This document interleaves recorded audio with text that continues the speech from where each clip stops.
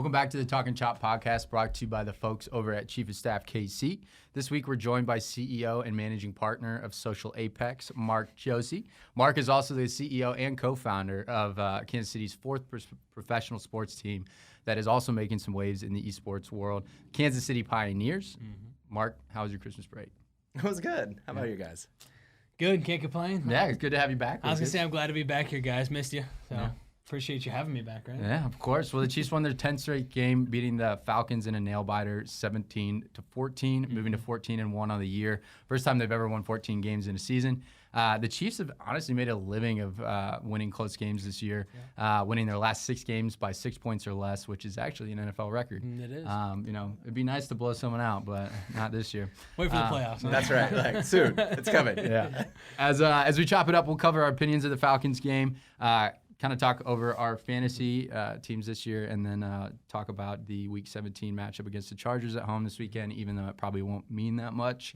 But first, we're bringing you our positions of the week brought to you by Chief of Staff KC, your local trusted talent scouts. We're a recruiting firm based in Brookside, and we'll bring you the best accounting and finance, admin and marketing, HR operations, and sales talent Kansas City has to offer. Lucas, what do you got this week? Yeah, so we got a new one today, hot off the press. There's 2 positions. There's a corporate accountant position and then a property accountant position, both within the same organization. They're a full-service commercial real estate company here in Kansas City. They've been rocking and rolling throughout the Midwest. I think they're in 35 different states and 100-plus cities, and so very well-known. Great company to work for, a lot of vertical growth. So the property and corporate accountant positions have pretty similar requirements. We want to have a good job history here. So unfortunately, if you've taken a new position lately or 2-3 roles in the last couple of years, this client's a little bit pickier on that one. But good operational day-to-day accounting background. Your AP, your AR, some general ledger work, some journal entries, commission calculations, all of those will be a plus. And then strong communication skills as in the property accountant role, you could be discussing with vendors and investors, things of that nature. But really exciting roles with good compensation. Cool. And on the HR ops and sales side, I'm working on a couple out-of-state positions at the moment on the sales side, but we still have that senior recruiter role open. Have a couple people in front of them that they haven't bid on yet, so that's still open. It's out in Lenexa. Need to have a couple of years of high-volume recruiting experience to be considered for that. Actually pays really well for a senior recruiting position. So if you're interested, reach out. But those are your positions of the week brought to you by the folks at Chief of Staff KC. Appreciate it. All right, Mark, it's great to meet you, man. I appreciate your time, and thanks for coming in to meet with us. I'm really excited to hear your career story and kind of how you ended up with the Pioneers as well as Social Apex. So without further ado, if you'll kind of give us some background. I can do that. Let's do that. Awesome. Right. I think let's go post-beard and pre-beard is really what I'm having a conversation Love it. with, like, kind of my journey. So let's see. I started at Verizon in the Midwest. I'm from Indiana. I've lived here for about 8 years now. So started at Verizon, got my degree, moved up, store manager, district manager, associate director, like all these things, moving around the country, and then got recruited by the president of Sprint, reported to him for a while. Like, you can see, This is all pre-beard, right? Yeah. Like, you can't show up like this and be like, I'm ready. You know what I mean? Corporate marketing. Yeah, that's exactly right. So got my MBA from KU, my undergrad's IU. Indiana University probably doesn't mean much to the Kansas, Missouri folks, but IU is, whatever, go Hoosiers. And so, I was moving around, thinking about, like, the grasses, like climbing the ladder and just thinking, like, is this what I want to do in life, right? Like, traveling a lot, getting a ton of experience, doing really cool stuff, right? But at the same time going, like, hey, when I'm 70, is like somebody else's EBITDA, shareholder equity, are these things going to matter to me? Right. Probably not, right? Like, so what could I do? What am I passionate about? And it kind of led into, my whole life thinking about bridging and brokering relationships, right? Like being a mentor, being a mentee for sure. Like, that's super important, no matter who you are, I think, Right. or what skill set you have, right? And then going, like, okay, well, there's people that want a little bit more deeper of, like, hey, here's how I could help, or here's how, what I would do, or how I would, run your company, or go to market strategy, or like this marketing campaign, or how to be a better leader, and some things. So you realize there's probably a consulting angle in there, right? Yeah. And so, my partner, I partnered with Jeremy Turman, who I think you know, right? Yep. Good friend. Super smart guy. We started a consulting company and did exactly kind of what I just described, right? And Nice. so that was really cool. Then we sold that company to a marketing company here in Kansas City, asked us to come in and have a conversation with them. Excuse me. Which was Social Apex. And they had a really interesting problem, which was like no debt, cash flow positive, happy clients, like tons of trajectory, good growth, great clients in the funnel. And then it was like, now what? Yeah. You know, now what do we do? You know what I mean? And so super smart, talented guys there and girls there. And it was like, okay, well, let's figure out how this works. And then it was pretty clear that like, maybe we should just like come together and I'll run the ship type deal, right? So that happened. So we've been in business now, Social Apex, for I think almost 3 years. Yeah. Which is really exciting. So we're just a local marketing. I shouldn't say just. That sounds terrible. Right? Isn't it just? Like that's terrible. Don't ever do that. Don't say just. We are. Be very confident. We're a marketing company here in Kansas City. So what we really focus on is connecting you to the modern consumer, and we do that through content, social media management. And paid media, right? That's all we do. We're not going to do SEO. We'd be terrible at that. Like, your email marketing campaigns probably don't want us doing those. I mean, we'd be okay, but you don't want anybody okay, right? Yeah, let's not be a jack of all trades, right? And so that was kind of the Social Apex, and we're very happy. Like, we have partners and clients like the Chamber of Commerce here in Kansas City, Charlie Hustle, a couple of like. And I won't give you the client list. But anyways, we're very excited, right? We're very excited. And so then it led into, we met Lorenzo Brown, who had an idea to start Kansas City Pioneers. In a very similar situation where it's like, hey, the Midwest is underserved. There's not in terms of esports, right? There's not like that same energy here. We've got a couple of interesting players here, and I've got an idea. And so Social Apex thought, well, we should help. Like, for sure we should help. Like, this is super exciting. Like, everybody I know is some sort of gamer, right? And then, that's kind of how it happened about a year ago. And we started making content and, kind of advising. And then it came into like, I want to be much more involved in this. And so, I jumped all in. And so now it's been a year. We had our first small cap raise. We're starting to actively raise $2 million for our next round, which is just to scale the business and get great teams. We already have, world championship, like great caliber teams that are driving a ton of effort and interest, and we have a really loyal fan base. So it's been crazy. So that was a very long answer to your question. That's great. How's that for you? We love the detailed background. Okay. Yeah, I've kind of watched Social Apex grow over the years. Just kind of watching Sam and just following him on LinkedIn and seeing all of his content come out. But one of the things I always thought was really cool is KCP kind of spun up was the connection between the two companies.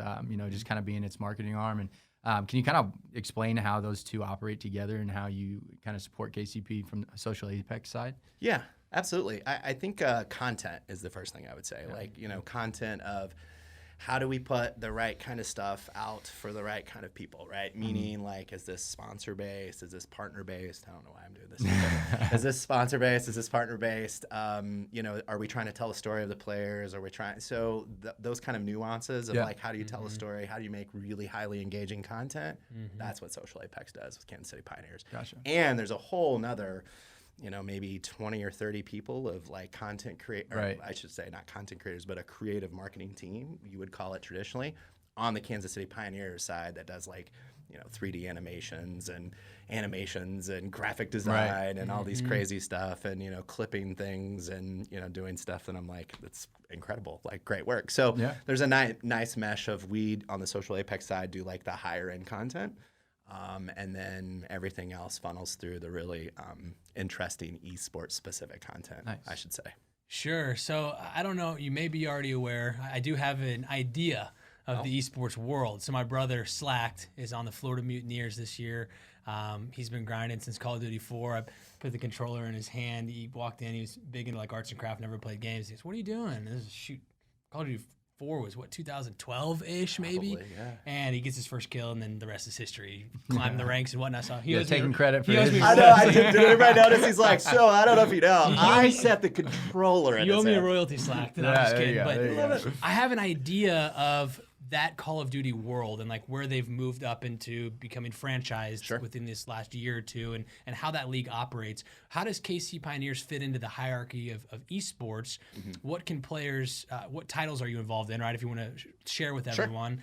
And then how can they utilize KCP to kind of help flourish or grow their careers? And is there a way to do so? Yeah, there's a lot to unpack there. So what we'll start with is here's what we're actively in, right? So we definitely have content creators and streamers that Awesome. anything, right? Pretty much like, ranging from Among Us to like Valorant to, oh my gosh, I can't think of another one. And then the ones that we really do, Rocket League. So we have like top 5 Rocket League team in North America. It's crazy. Qualified for Worlds right now, which is insane, right? Awesome. Thousands and thousands of fans and viewership. It's nuts, right? Yeah. And we also have Madden players. So we have 2017 Aaron Rodgers the belt. We have 2017 Madden championship here. He's from Kansas City.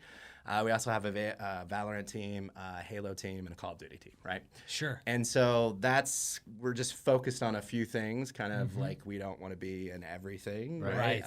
And then also we want to make sure that we're building a really good foundation to scale and, support certain kind of fans and players, and then obviously have, really strong commitment to like growing their brand, growing our brand. How do we see the trajectory of esports, which kind of, piggybacks on your next part of your question, which is like, if you take a journey back to kind of like esports, you're thinking, all right, so you got early 2000, you got like FaZe Clan, you got like 100 Thieves type stuff, like these Cloud9, these huge organizations, right? And not really like a geo-based and like a few different sports, like that's great. And then really growing a brand, so really cool entertainment. Then you have probably 2010-ish, 2010s. Is that how you say it? 2010s? Yeah. We're going to go with it. 2010s, okay? The 2010s. So that we see kind of like the franchise model come in, right? So you see like CSGO, you see like Call of Duty, you see NBA 2K, right? So people are kind of familiar with that. And then what we see today, the evolution is more geo-based teams, right? So think of it as like a big funnel, right? Coming very much down. Yeah. And there's some very specific teams like the Pittsburgh Knights, who are partnered with like the Steelers, and they have investment group and some other stuff going on with those guys. You have Charlotte Phoenix, again, engaged in the community, very specific geo-based, and then there's some other ones too, like Minnesota Rockers or version 1. And then somewhere here recently, Call of Duty said, hey, let's do a little bit of like in between geo and franchise. Right. And so they've been very specific about where they want to be in terms of Call of Duty, and where they want to make sure that the teams are located, I suppose. And it's a little bit different, right? Because the franchise fee is like insane. Yeah. Right? Yeah. And you have to have like, you think about like somebody that could really support like high net worth or high capital, high social capital. And then, an ability to like ensure you can go out and secure these big time players.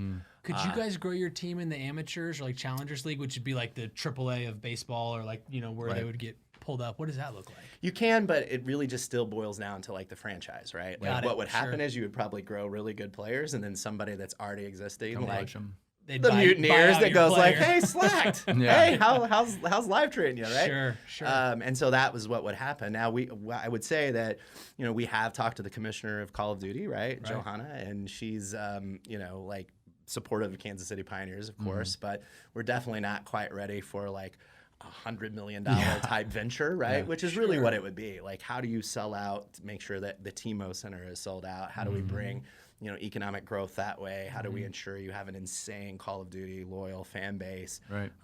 And like such a bigger infrastructure to support. So like, full disclosure, we are not ready, right, to do that for sure. And then also they paused expanding, cities or whatever. Sure, but that's also why, from a business perspective, you're growing other titles and other games and other teams. So you're not just this one-trick pony. Yeah, I mean, I think putting all of your eggs in one basket is great if you're really, really good at it. But it's really volatile, and we want to make sure that, one, we do a couple things, right? We want to make sure that we support like diversity, equity, inclusion in our community, and both in esports and locally. So you can see that reflective in a makeup of our Kansas City Pioneers. And then also, we want to be able to like grow a loyal fan base across like different titles, and that does a couple of things, right? That makes you more excited about like, instead of, hey, I'm just a football fan, like I'm a football and I'm a baseball fan, right? Like, because we see there are definitely cross-platform play, right? Like cross esports play, obviously on different platforms, but so it's fine if you're a FIFA fan and a Rocket League fan. Right. So we don't have to hone in all on that. And so that allows us to do some really interesting things with our fans and content that we can create and get really interesting streamers and content creators, as well as like pro and amateurs in those titles. So that's kind of the plan for sure. Awesome. Well, I love hearing from you. You've given us some great insight. Just a quick note: are we getting anywhere close to East or West Coast? Hype? Is Midwest coming back at all? I mean, yes and no. Are we growing? We're definitely growing. No, that's good. Yeah. That's good. That's good. I mean, trending. the Midwest is underserved. There's no doubt, right? Like, there is no doubt that there is not a Call of Duty League franchise here, right? Like, NBA 2K, you can go to like Oklahoma and some other places. You can look at like CSGO, Overwatch. Like, it's just not quite here yet, but I think that brings an interest. Like, that's why we're here, right? Exactly. Like what we could do is say, hey, the Midwest is underserved, and you definitely, very similar to the Chiefs, right? Like, the Chiefs are here. Mahomes is from Texas, right? Like, of course we would all adopt him and say he's from Kansas City forever, right? Never let him go. But I would say that, we want to wagon wheel it out, right? Like, we have a core group, we have a core, but it's also like we have fans all over the world, right? So awesome. Thank you for sharing. Yeah. Well, that kind of, I guess, ties into my next question. So, I mean, KCP's been around for what, over a year now? About a year. Over a year. But a lot of your growth as a company has kind of come in the last, 6 months since your first capital raise? Sure. So, I guess, talk to us as you're looking to raise this new round of investment. What are your, I guess, expansion strategies? How are you going to kind of attack growing the brand? Sure. With this capital and injection, and this gives you a good opportunity to kind of talk about, the city itself and kind of embracing it as the fourth brand as well. Sure. So basically, right? Like, if you look at the esports revenue model, it's all going to come from sponsorships, and then branding through your merch. And did you see how I pointed? Yeah. Through your merch, and so wherever the camera is. But yeah, and there's some tournament winnings, and then as you grow a little bit bigger, there's an opportunity to work with some of the publishers and some of the tournaments. Like, lands aren't obviously around right now, and who knows when these local events will be back. But essentially, all of the capital that we've raised so far has gone directly to the business, right? No salaries or anything like that. Right. We're doing the traditional startup, sweat equity, all that good stuff, and then grabbing really talented players. Excellent. So I think a misconception is like there's a couple of there's professional, there's amateur, there's streamers, there's content creators, right? That's kind of like what the esports gamer personas would be discussed, right? And so for us, like, we want to go out and get pro players, right? But it also costs to go out and get content creators who are really good for the brand and can drive really loyal fan base. So for us, it's all about, we built the foundation. We understand what levers we can pull to generate revenue and to go out and scale. And that's what we're going to do with the cap raise, right? Nice. So the next step is just hey, how do we continue to ensure we're in sports that makes sense for our brand, makes sense for our community, makes sense for the Midwest, right? Kansas City. Also, how do we go out and find and recruit top tier players, right? Sure. Slack doesn't do it for free, right? And some of our guys don't either, right? Right? Sure. You know what I mean? Because they have for a long time, right? Yes, correct. The grind is real. So that's exactly what we do. And then at some point you're like, hey, you need to build out, operationally the infrastructure of who's going to work on it every single day doing so many things. And that's the other thing that, you would think about, hey, when you're growing your business, right, the more sales you have, it all is there's so many different things that go into growing and scaling a business. And that's, 100% what the raise is for. Well, it's really cool to get a little peek under the hood. So I appreciate you sharing that with us. It's awesome. The next kind of quick hitter questions, you can apply them to Social Apex, you can apply them to Kansas City Pioneers, you can apply them personally, just kind of however you perceive them and whatnot. But we like to do this football analogy.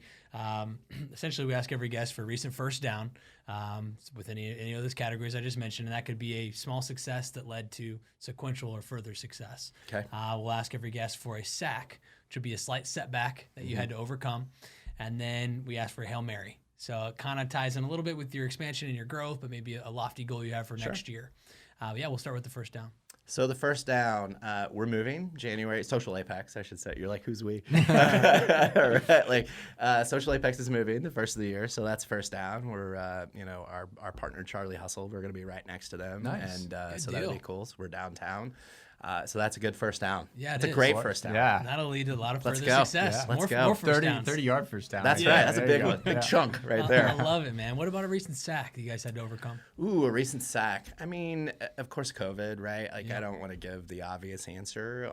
Good. I should have prefaced. I usually say no COVID. That can't be your sack. Yeah, Literally yeah. everyone this year said go. Yeah, I mean, it is, right? I mean, it's everyone's sack. Yeah, A collective sack. I mean, I think that's a good one, right? Yeah. Like, I don't think, I don't think we've taken a sack. Let's say, even if we've come close, we've just thrown it out of bounds. Sure. How's Right. that You for had you? the elusiveness too to maybe just Yeah, dodge yeah, the we were a sack. little mobile out of the There you go. pocket. Like, we're good. So, Oh, yeah. yeah, that was Awesome. good. Hail Mary, lofty goal. Oh, Hail Mary, right? So I think Hail Mary for us, I mean, is by the end of 2021 to be thinking about like what's our 25 mil cap raise that we're going, or Series A. Sure. Like what does that look like, right? And so yeah, that's the Hail Mary. So Awesome. Nice. we've grown in 2 or 3 additional sports. We've gotten really good. We've got the leadership in place and kind of that mid-level management.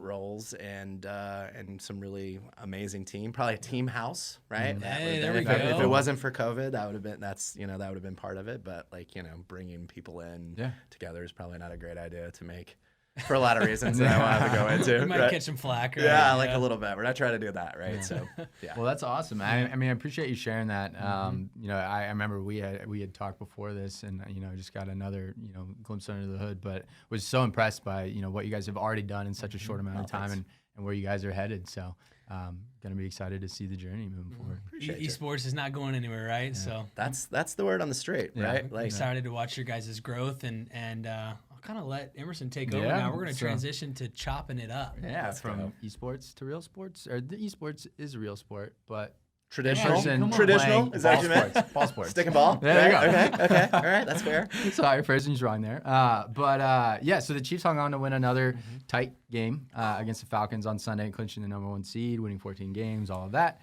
But not the way that we thought we would. You look at our score predictions from last week, everyone thought it'd be a shootout, the way the Falcons have been playing on offense, the way we've been playing on offense. I don't think anyone saw that defense really putting up a stop as well as they did on Mahomes. And unfortunately, may have lost that MVP race to Aaron Rodgers. But we give the guests every week the first take of the game in the spirit of Andy Reid. So with that, the time's yours. Well, I would say that you pretty much covered it. I was surprised that I don't think anybody thought Atlanta was just going to go crazy. And they did, both on offense and defense, which was a little surprising. Mm-hmm. And then what I also noticed was 2 things on our side, which was like just a little out of sync, right? Just slightly out of sync, right? Like just a little bit past the route, just stuff that we really don't see, right? Mm-hmm. Like from Mahomes, and I think he had mentioned that as well, like post game or one of the things I saw.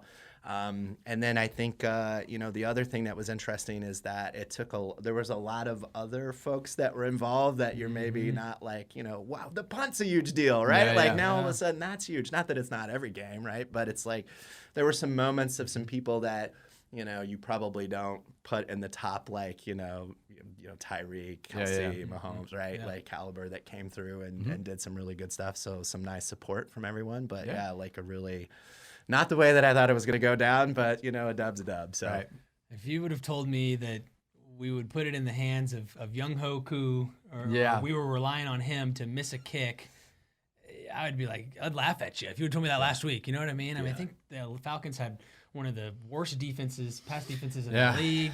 You'd think Patrick Mahomes with his cannon of an arm and a receiving core would just decimate, and boy, was I wrong or we wrong. The fact that Young Hoku had made 27 field goals they gave him the kicker curse. He's going to the Pro Bowl. Yeah, he had never missed leading up to that kick, and I saw on Twitter today, shout out Twitter, Capasino got his finger on it. Yeah, he did. Really? He tipped it. He tweeted today. He goes, I tipped that. There you go. So I was wondering why the ball took such a wild dip He's to the look right. dead on right away. It's laces out, Finkel. I think that's really what we're talking about. So he confirmed he did tip the ball. Okay. Either way, we had some great things come out of that game. Kelsey, right? He's got a record-breaking season. I think he had 98 yards on Sunday, which will have him with the tight end all-time leading receiving yards in NFL history. Like we may be, I said this a few weeks ago, we are witnessing the greatest tight end of all time. Yeah. And he's on our team. Yep. I know you have a few other takeaways, so I'll He's pass it off. well, Kelsey broke the previous record, and then Kittle broke it, and then Kelsey broke it again. So he's two back. in the top 5 seasons of all time. So it's also his second season with 100-plus receptions, which is the first tight end to ever do so. He did that back in 2018 when he originally broke the record, and then also has 11 receiving touchdowns, and so that ties Tony G for the Chiefs' single-season tight end record. For touchdowns, which is also the highest total of his career as well. And he left us to go to the Falcons. And then he beats the records. There you go. Yeah. Did you see him interviewed? He was like, I was kind of rooting for both people, but it's like, it's fair for him to have the conversation. It was cool to hear Kelsey, Tony G breaking it down post game on the Fox analysis, calling him his little brother, and you know they've got a great relationship, so that's pretty cool to see. But then so Tyreek has 15 receiving touchdowns, and they're the only duo with 10 plus since Jordy Nelson and Devontae Parker did it. The Packers back in 2016, so that's cool. But then he leads Kelsey leads the NFL in receiving yards. Probably won't end up with that record if he doesn't play this next week, which we'll cover here in a second. So what about the defense? Yeah, defense did great. The pass rush finally saw some success. You saw Chris Jones get active out there. Frank Clark got active. L'Jarius Sneed, another sack, right? I mean, that guy's just been really blossoming into a phenomenal player this year. Shout out Veach. He continues to come through, and you see these young guys step up. One of the biggest defensive plays that really stuck with me was the 2 young guys stepping up on that fumble.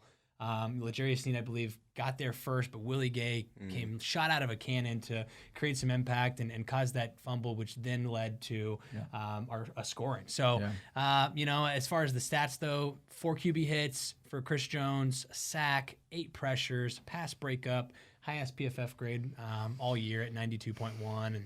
And again, I'm going to hit Willie Gay, hammer him home all the way. I want to see him continue to flourish, and he's going to be a big impact. I mean, to your point, he's one of those guys that stepped up that you normally don't see out there with Hitch and Damian Wilson out. So Ben Neiman also pulled his hamstring too, so we were down, and so he stepped up in a huge way. Sammy, just injury report, by the way. Sammy tweaked his calf late in the game.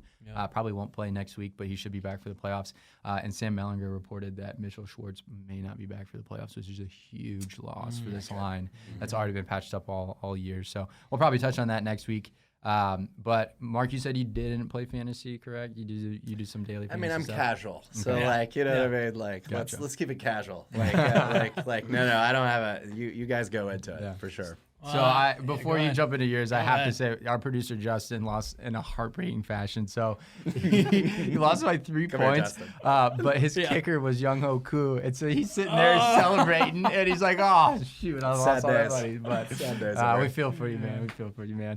How'd your teams end up? Oh man, I'm just consolation matches. I'm playing for 3rd in one and playing for 4th in the other. The 3rd league, I am playing for like 8th. So I didn't get last. I'm right in the middle of the pack. Should get my money back in one. Yeah. I ended up getting 2nd place in one of my money leagues. I didn't place in the others, but the team that I run for my friend from college, she won $400 because I got 1st place for her. So he's not asking for any for drafting the team. So I might need to wiggle some money out of her. But, Andy was like, "What's your cut last week?" We'll see. But moving into week 17 here, the Chiefs are sitting pretty as the number 1 seed. Since this game doesn't really mean much, I would assume we're probably going to be resting most of our starters. What's your take on that? Do you think we should, rest everyone up? Do you think you should play a little bit? What are your thoughts? I think rest, right? I think we're going in as underdogs, by the way. Yeah. If you're looking at the first point time spread. how long So it's going to be a minute, right? And so, I think you rest everybody up. The bye week is phenomenal, right? Couldn't come at a better time, and we'll get that blowout dub after this. Like, I'm not really concerned, right? And so we'll have reserves, and because I think it was like 2013 or something where we almost it was a very similar issue where we're like, hey, we've got a bye week and we're gonna go in, and I'm sure it's not 2013, but it's happened fairly recently. Maybe 2017 when Mahomes came in against the Broncos. Maybe. Is that what you're talking about? Maybe. I don't know. I don't think it was that, but in any event. Or are you talking about Trent Green's year? Yes. There we go. Okay. Yeah. Gotcha. Yeah. So you're right. So I think you rest everybody up and then we just go out and crush it. Yeah. What do you think on that? Yeah, it was weird writing the keys to victory. It's like I was sitting there looking at it, I'm like, I'm going to write keys to playoff victories because this game doesn't really matter, as terrible as it sounds. It does matter, but it only matters for a few other reasons. It matters because we're going to get healthy. We're going to rest up. So all of our primary starters for the playoffs, hang out, relax, put some ice, do whatever you need to do to recover from that season. As far as the second point, young guys get some much needed snaps. Get Willie Gay out there, have him start again all game long, get fresh. Have the other guys that are going to be backing up our starters get some reps and some snaps in, so that way if they do need to step up, they're ready to roll. Third, just stay laser focused off the field. Probably, I can't speak from experience, but probably it's easy to get distracted 3 weeks before their first game. So just be smart, don't do anything out of the ordinary. Enjoy yourself, but we have a lot bigger goals in mind, and I know that they're laser focused on that. Yeah, so one thing, before we go into score predictions here and talk about last week, by the way, we get plus 3.5 points for the game. I just looked that up. So we are underdogs going into it. Okay. I still think we might be able to pull it out. We'll see. But I'm going to be contrarian here. I'm going to say that we do need to play our starters to start the game off. And the only reason I say that, if we had blown out the Falcons, I'd be riding high, right? It's all about momentum in this league, and I don't think we've got the right momentum. We played a very pedestrian game.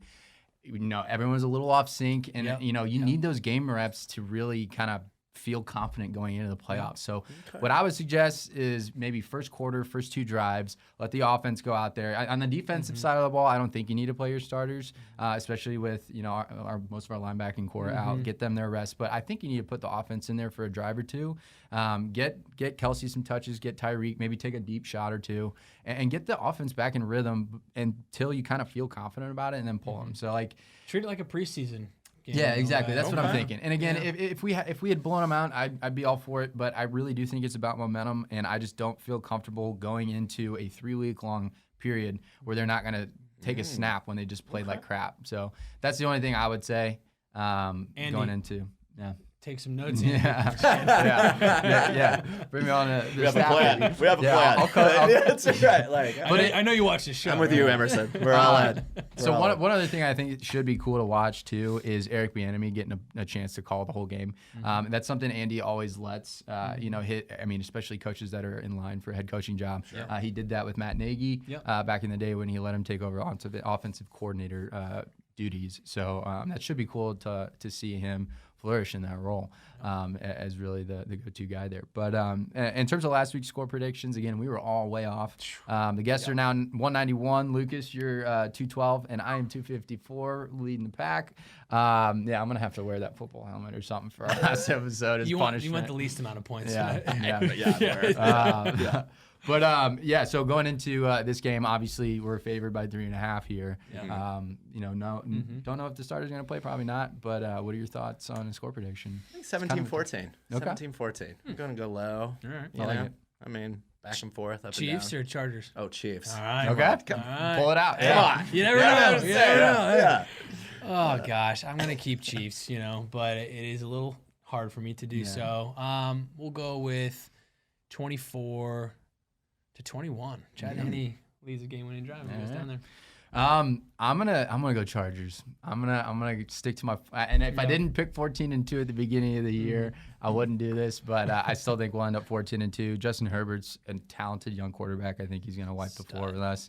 I don't think we're gonna lose by too much. But again, without much riding on this game, I just don't think we really show much and have that sophisticated of an offensive plan. So I'm gonna go Chargers 28, Chiefs 17. Nice. So, all right. Yeah.